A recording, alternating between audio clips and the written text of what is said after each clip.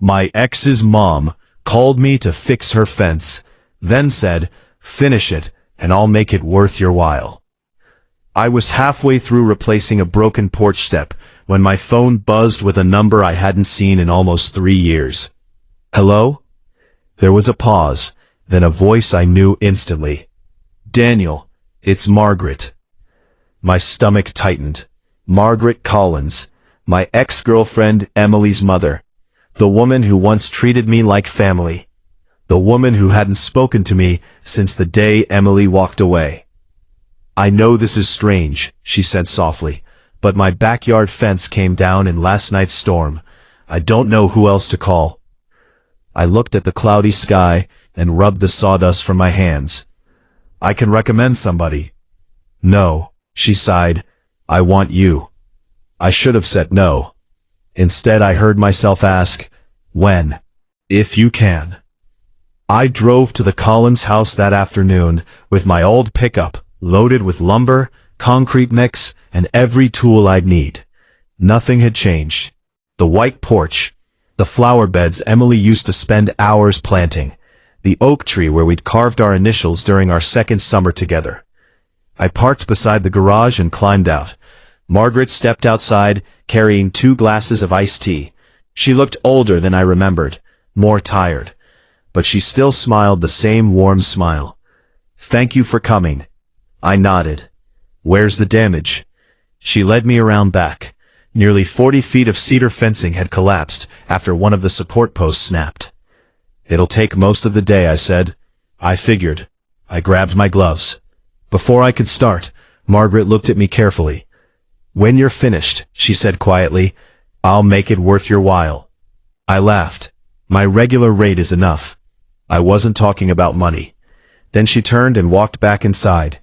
Those words stayed in my head for hours. What exactly did she mean? As I dug out the broken posts, I tried not to think about Emily. That had never worked before. We dated for 5 years. Everyone expected us to get married. Then, one Tuesday evening, she'd come to my apartment, carrying a single suitcase. I accepted a job in Seattle. "When?" "I leave Friday." I laughed because I thought she was joking. She wasn't. "You never even mentioned applying. I knew you'd try to talk me out of it." "So, that's it?"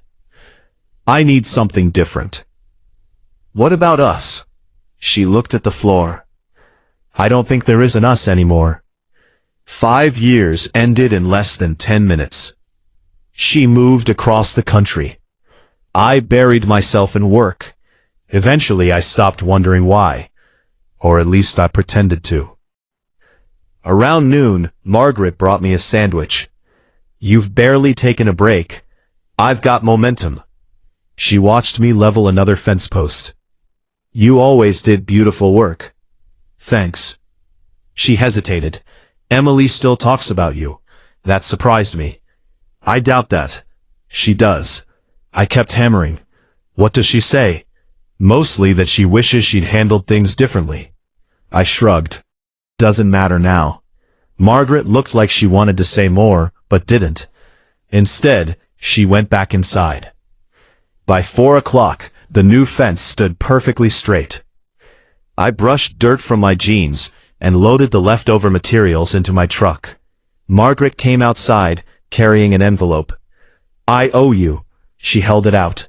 I opened it. Inside wasn't cash. A small brass key attached to a faded wooden tag. "What is this?" "My husband's workshop."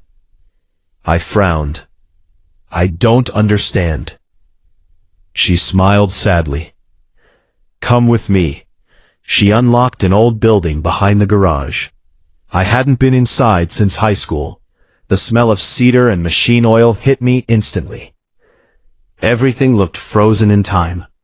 Her husband, Frank, had died 8 years earlier. He'd been the best carpenter I'd ever known. Margaret walked to a dusty cabinet.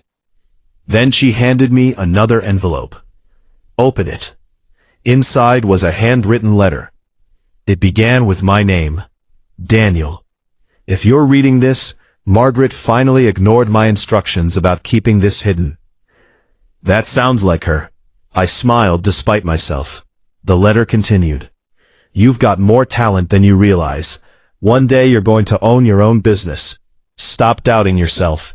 In the bottom drawer of my workbench are the original plans for custom furniture designs I never got around to building. I'm leaving them to you. Not Emily, not anyone else. You. Build them. Make something meaningful. Frank. I.A.N. I don't know what to say. Margaret wiped her eyes. He wrote that 6 months before he passed. Why didn't you give it to me? He told me to wait. For what? Until you were ready. I stared around the workshop. Frank had taught me everything I knew. Weekends, summers, after-school projects. He'd treated me like the son he never had. Margaret spoke softly. There's something else. She handed me a folder. Inside were dozens of professional furniture blueprints. Dining tables, rocking chairs, cabinets, pieces unlike anything I'd ever seen. He wanted you to have his life's work. I looked up. But why me? Because he believed in you. I couldn't speak. That workshop held more than wood. It held memories. The sound of Frank laughing whenever I measured twice and still cut wrong. Emily painting unfinished shells. Saturday barbecues. A family I thought I'd lost forever. Margaret broke the silence. I wasn't lying this morning. What do you mean? I told you I'd make it worth your while. She smiled through tears. I hope this was enough. I hugged her before I even realized I was moving. She cried quietly against my shoulder. So did I. Over the next several weeks I spent every spare hour in Frank's workshop. I built his first design, exactly as he'd drawn it. A walnut coffee table. Simple. Elegant. Perfect. I posted one picture online. It sold in 2 hours. Then another. Then another. Orders started coming faster than I could finish them. 6 months later, I rented my own commercial shop. 1 year later I hired 3 employees. The company logo simply read, Frank and Daniel Woodworks. I wanted his name to live on. Margaret cried again when she saw the sign. You did exactly what he hoped. Business kept growing. Life became busy, peaceful. Then one autumn afternoon the shop door opened. I looked up from sanding a tabletop. Emily stood there. She looked almost exactly the same. Just older around the eyes. I wasn't sure you'd remember me. I smiled faintly. I remember. She glanced around. So it's true. What? You actually did it. I guess I did. She walked slowly through the showroom, running her fingers across polished oak. I saw your work online. Silence settled between us. Finally she said, Mom told me about the fence. I laughed. That fence changed my life. It changed mine too. She looked at me. I've wanted to apologize for years. You don't have to. I do. I was scared. Of what? Staying. That answer surprised me. I thought if I left first, I couldn't disappoint anyone. You already did. She nodded. I know. There wasn't anger in me anymore. Just honesty. I loved you. I loved you too. Then why leave? Because I thought success meant running towards something new. She smiled sadly. We talked for nearly 2 hours. About Seattle.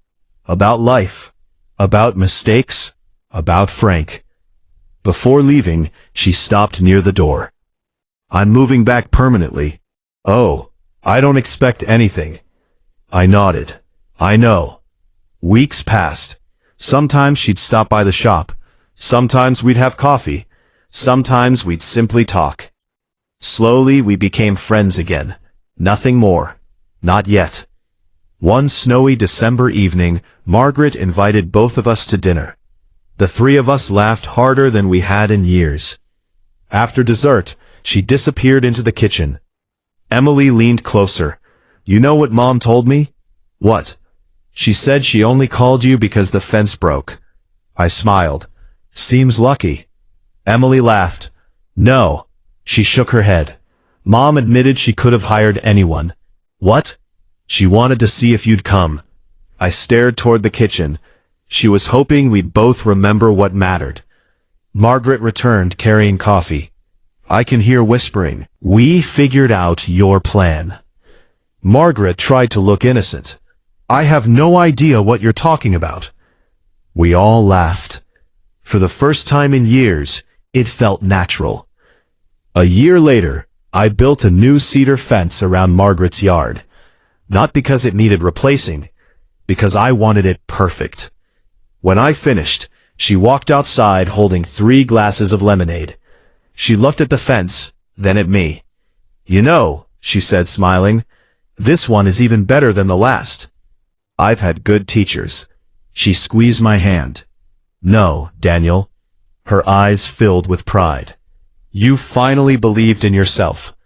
I looked across the yard, where Emily stood smiling beside the old oak tree. The same tree that had watched us fall apart. The same tree that had watched us slowly find our way back. Life has a strange way of fixing broken things. Sometimes it's a fence. Sometimes it's a dream someone else believed in before you did. And sometimes, if you're patient enough to finish what you started, the greatest reward isn't the money you earn. It's discovering that the people who truly loved you never stopped believing you were worth building a future around.